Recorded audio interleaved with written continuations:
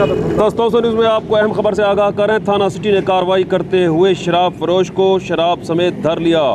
اہم خبر سے آپ کو آگاہ کر رہے ہیں۔ تھانہ سٹی پولیس نے S H O Muhammad Javed Iqbal, sub inspector Muhammad Arif Bukhari, A S I Muhammad Akram اور دیگر پولیس اہلکاروں کی ٹیم نے کارروائی کرتے ہوئے شراب فروش کاشف کمال نامی شخص کو 103 بوتل شراب سمیت گرفتار کر لیا۔ تھانہ سٹی نے مقدمہ درج کر لیا گیا ہے۔ اس موقع پر اے ایس پی تونسہ میر روحیل کھوسہ نے میڈیا سے گفتگو کرتے ہوئے کہا کہ جرائم پیشہ عناصر کے خلاف بھرپور کارروائی جاری رہے گی۔